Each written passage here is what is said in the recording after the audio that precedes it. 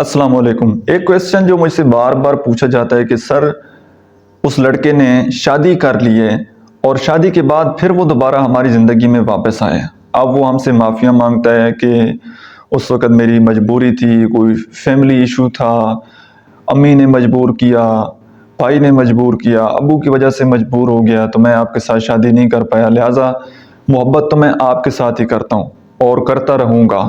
तो ये लोग शादी करने के बाद फिर दोबारा हमारी ज़िंदगी में इंटरफेयर क्यों करते हैं?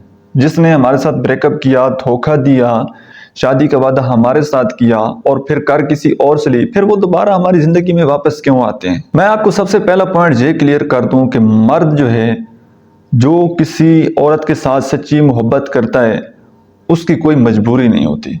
जो ये कहता है कि फैमिली की तरफ से मजबूर हो गया, ये हो गया, वो हो गया, ये सब बकवास है, सब ड्रामेबाजी है, सारा आपको बेवकूफ़ बनाने का खेल है। मर्द कभी मजबूर नहीं होता। जिसने ये तहैया कर लिया होता है कि मैंने शादी करनी है, दुनिया की कोई ताकत उसके सामने नहीं आ सकती। दुनिया के सारे तूफानों से सारी जंगें वो अकेले लड़ लेगा, लेकिन कभी वो आपका साथ नहीं छोड़ेगा। और जो छोड़ देता है फैमिली प्रेशर की वजह से या उसको ब्लैकमेल किया जाता है, तो वो फिर मर्द ही नहीं है, या उसको वो आपके साथ मोहब्बत ही नहीं करता। तो कभी आपने ऐसे बंदे की बातों पर आपने एतबार नहीं करना। अब दूसरी बात, वो वापस क्यों आते हैं? मर्द की फितरत, नेचर ये है कि इसको हमेशा अपने से कमतर औरत पसंद आती है।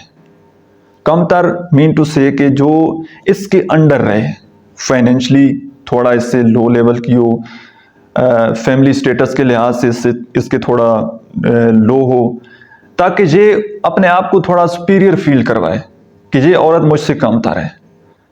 याद रखिएगा, मर्द कभी भी अपने से सुपीरियर औरत, जो फाइनेंशियली लिहाज से, खूबसूरती के लिहाज से, फैमिली स्टेटस के लिहाज से मर्द से थोड़ी बढ़कर होगी ना, मर्द उसको ज़्यादा लाइक नहीं करेगा। वो उस औरत की तरफ ज़्यादा रगबत करेगा जो थोड़ी कमज़ोर होगी, जो उसके अंडर होगी, जिसके ऊपर वो अपना रौब जमा सके। और ये जो दोस्तियाँ करते हैं ना, कि गर्लफ्रेंड बनाते हैं, डेटिंग पर जाते हैं, इनके साथ इन्होंने शादी नहीं करनी होती।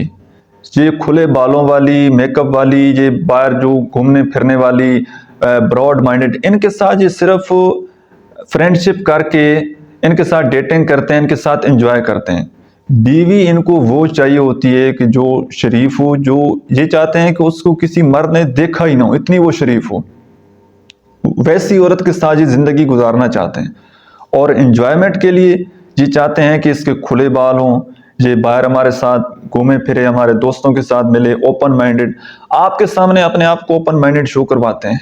लेकिन जो इनकी रियलिटी होती है, वो ये चाहते हैं कि हमारी बीवी जो है वो बिल्कुल सादा शरीफ हो, उसको दुनिया की हवा भी ना लगी हो, वो बस ऐसा समझ लें कि वो बस किसी बंद कमरे में पड़ी रहे, उसको कोई ना देखे और हमारे अंडर रहे, हम जैसा जिस तरह उसको चाहें उस तरह हम उसको यूज़ करें।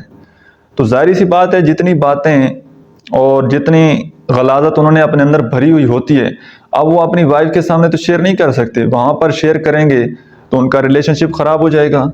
अब उन्होंने बाकी जितनी भी बातें शेयरिंग वगैरह करनी है, वो आपके साथ ही करनी है, क्योंकि आपके साथ उन्होंने नॉन स्टॉप बोलना है, उल्टी सीधी सारी बातें कर लेनी है।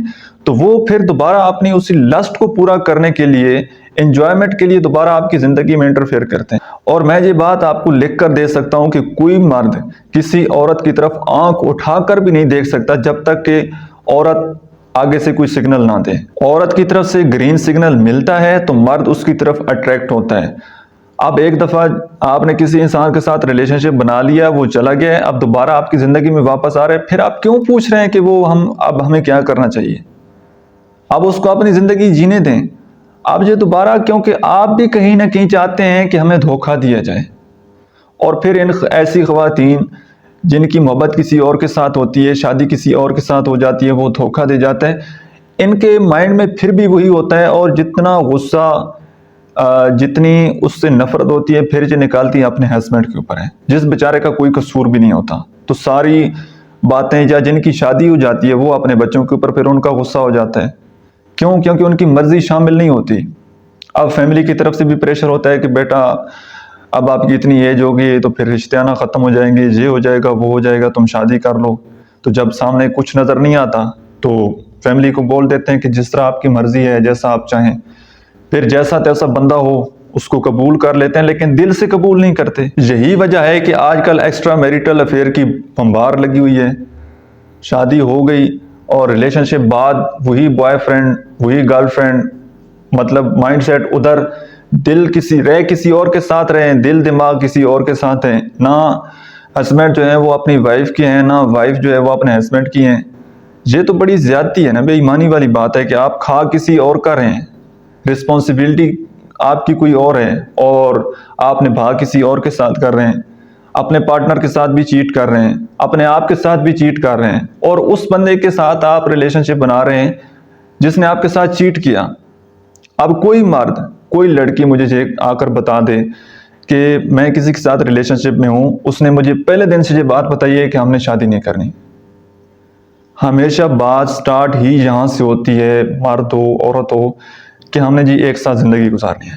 اور لڑکیوں کو تو بہت اس طرح سے بلیک میل کیا جاتا ہے کہ میں نے آپ کے ساتھ شادی کرنی. اب جو عورت ہوتی ہے، جو لڑکی ہوتی ہے، اس کو اپنے پیرنٹس کے گھر میں اس کی کوئی بات نہیں مانی جاتی. اس کو یہ کہا جاتا ہے کہ بیٹا تم نے جو کچھ بھی کرنا ہے نا اپنے گھر جا کر کرنا ہے. اب ان کے اندر یہ کہیں نہ کہیں بات آ جاتی ہے کہ اگر پارٹنر میری مرضی کا ہوگا نا تو وہاں پر میری ساری خواہشیں پوری ہو جانی ہیں. لیکن اب ان کے ہاں ان کے پاس اتنی اویئرنیس نہیں ہے، اتنی ایجوکیشن نہیں ہے، اور کہ ان کو بتایا جائے کہ جس کے ساتھ آپ ریلیشن شپ میں ہوں کیا وہ آپ کے ساتھ لویل ہے بھی یا نہیں. میں پسند کی میرج کا، لو میرج کا خلاف نہیں ہوں. لو میرج ہی ہونی چاہیے، آپ کی پسند ہونی چاہیے، لیکن آپ کم از کم یہ تو دیکھ لینا جس انسان کے ساتھ آپ فزیکل ریلیشن شپ پہلے بنا رہے ہیں، فائنینشلی اس کے اوپر لوٹے جا رہے ہیں، ہر وقت اس کے پیچھے بھاگ رہے ہیں، اور اگلا بندہ آپ کو یوز کر رہا ہے. جب میرج کی بات کی جائے تو وہ آپ کو کہے کہ ابھی میرا فیوچر نہیں بنا، ابھی میں اپنے پاؤں پر نہیں کھڑا ہوا، ابھی میں اپنی فیملی کے ساتھ بات چیت نہیں کر سکتا، پتہ نہیں ماما کیا کہیں گی، پاپا کیا کہیں گے، اتنے ڈرامے بازیاں، اور پھر بھی آپ آنکھیں بند کر کے اس کے اوپر اعتبار کریں تو غلطی کس کی ہے. میں اکثر آپ کو یہ بات بتاتا رہتا ہوں کہ جس بندے کے ساتھ آپ ریلیشن شپ میں ہوتے ہیں، جو آپ کے ساتھ چیٹ کر رہا ہوتا ہے، وہ ریڈ فلیگ آپ کو دے رہا ہوتا ہے. پتہ لگ رہا ہوتا ہے آپ کو کہ یہ بندہ یہاں سے میرے ساتھ جھوٹ بول رہے ہیں، جہاں سے یہ بندہ میرے ساتھ سنسیئر نہیں ہے. لیکن آپ ضد پر اڑے ہوتے ہیں، آپ کہتے ہیں کہ نہیں بس پھر یہ ٹھیک ہو جائے گا، شادی کے بعد میں ٹھیک کر لوں گا یا میں ٹھیک کر لوں گی. آپ کسی کی فطرت چینج نہیں کر سکتے، جو جیسا ہے نا اس نے ویسے ہی رہنا ہے. آپ کسی کو چینج نہیں کر سکتے. ہاں البتہ آپ اس جیسے ضرور بن جائیں گے جب آپ اس کی کمپنی میں اس کے ساتھ رہیں گے. آئی ہوپ کہ آج کی ویڈیو سے آپ نے کچھ نہ کچھ ضرور سیکھا ہوگا. ویڈیو آپ کو کیسی لگی ہے کمنٹ سیکشن میں اپنا فیڈ بیک ضرور دیجیے گا. Thank you.